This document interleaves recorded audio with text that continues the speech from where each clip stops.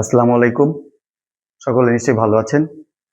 আমাদের সমাজে বিবাহ একটি আনন্দদায়ক বিষয়। আর পৃথিবীতে বংশবৃদ্ধির সবথেকে বৈধ উপায় বিবাহ। বিবাহের কারণে দুটি জীবন একসাথে হয়, আনন্দে ভরে ওঠে সমাজ, পরিবার তথা আমাদের শিশুরাও। কিন্তু এই বিবাহের মধ্যেও রয়েছে অনেক কপটতা, অনেক মিথ্যাচার, অনেক ঘৃণ্য কিছু বিষয়।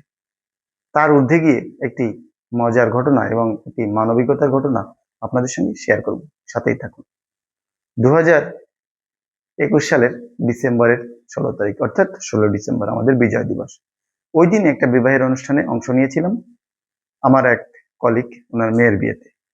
তো যথারীতি উনি বেশ কিছুদিন আগে আমাকে দাওয়াত দিয়েছিলেন এবং আমি আমার পরিবার সহ যাব এরকম ভাবেই ভেবে রেখেছিলাম।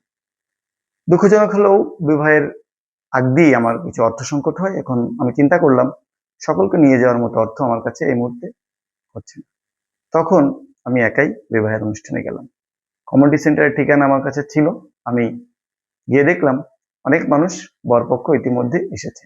তো ওখানে বরপক্ষের সঙ্গে যতটা কুশলাদি করা দরকার এবং সামাজিকতার যতটুকু আয়োজন ছিল আমি সবটুকু শেষ করে মূল বিবাহের অনুষ্ঠানের দিকে এগোলাম।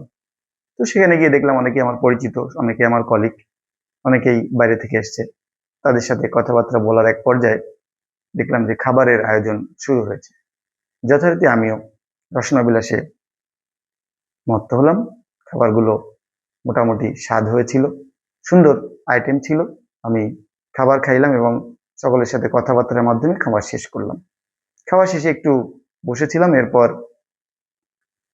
চিন্তা করলাম যে আমার তো একটু উপঢৌকন দেওয়ার ইচ্ছা আছে বা আমি কিছু অর্থ সেখানে দিব। তো যথারীতি কাউন্টারে গেলাম, গিয়ে দেখলাম একজন মানুষ আছে বাট সেখানে কোনো উপহার নেই। আমি একটু অ্যাস্টনিশড হলাম। বললাম, খাতাটা দিন, আমি একটু নাম লিখবো এবং আমার কিছু অর্থ এখানে জমা করবো। ওই মুরব্বী বললেন যে কিসের জন্য? আমি বললাম যে এখানে তো আমি কনে পক্ষের মেহমান, এই ব্যাপার, আমি কিছু অর্থ লিখবো এখানে। বললো এখানে সে ধরনের কোনো ব্যবস্থা নেই। কি ব্যাপার, এ ধরনের ব্যবস্থা নেই কেন? বললো না, আমরা তো উপহার নিচ্ছি না, আমরা কোনো উপহার নেওয়ার ব্যবস্থা রাখিনি। আমি আবারও একবার একটু বিস্মিত হলাম। একটু পর আমার মতোই একজন ভদ্রলোক এসে বললেন যে উপহার নেওয়ার জায়গা কই, উপহার নিচ্ছেন না নাকি আপনারা? বললো হ্যাঁ। বললো না, আমি এই উপহার নিয়ে আসছি। এই শেষে একটু উত্তেজিত হয়ে গেছে। তখন সে উপহারটি রেখেই চলে গেল। আমি বললাম যে দেখুন, আমি একটু দূর থেকে আসছি, আমি আমি জানি না আপনি কে, যদি আপনার পরিচয়টা দিতেন। উনি বললেন যে আমি মেয়ের ফুপা, বড় ফুপা। তো আমি তারপরও করজোরে বিনতি করে বললাম যে এই অর্থটা রাখুন, আমার নামেই, ভালো লাগলে লিখুন, না লাগলে না লিখুন। উনি নিলেন, বাট উনি একেবারেই নিতে চাননি। আমার জোরের কারণে উনি অর্থটা নিলেন। আমি বুঝলাম আমরা ওই 2-3 জনই মাত্র কোন রকম উপহার বা অর্থ জমা দিয়েছি। বাট 400-500 লোকের আয়োজন এবং 400-500 লোকই ওখানে স্বাচ্ছন্দ্যে এবং তৃপ্তি সহকারে খাওয়া দাওয়া করেছে। তাদের কারো কাছ থেকেই কোনো উপঢৌকন বা কোনো উপহার বা কোনো অর্থ সামগ্রী তারা রাখেনি। আমি ভাবতে ভাবতে ওই কমিউনিটি সেন্টারের নিচে আসলাম এবং 5 মিনিট দাঁড়িয়ে থাকলাম। এটাও কি সম্ভব?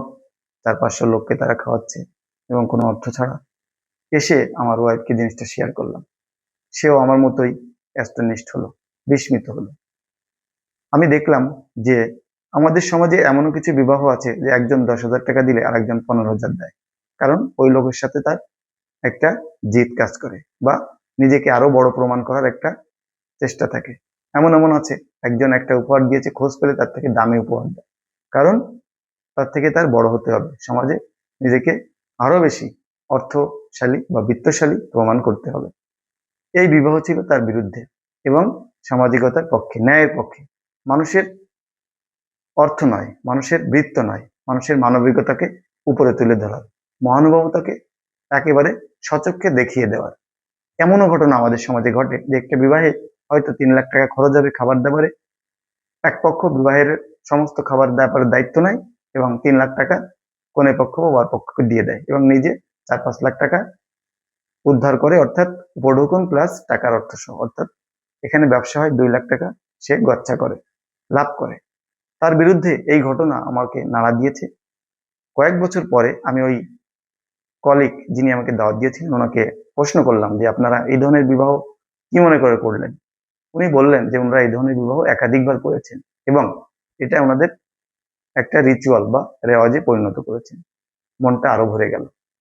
সমাজের সকলের কাছে একটাই আবেদন, একটাই নিবেদন, আপনারা এই ধরনের উদাহরণগুলোকে সামনে আনুন, নিজেরা এর সাক্ষী হয়ে সমাজকে জানান যে না, সমাজে শুধু খারাপ মানুষই নেই, সমাজে অনেক উদার মানুষ রয়েছে, সমাজে শুধু কপটতাই নেই, এর বিপরীতে সমাজে অনেক মানবিক মানুষ রয়েছে, সমাজে শুধু হিংসা বিদ্বেষ অহংকার অহমিকা নেই, এর বাইরে রয়েছে এক নির্মল জাতি, এর বাইরে রয়েছে মানব জাতি যারা এই পৃথিবীকে এগিয়ে নিয়ে যাবে সকল দিক থেকে।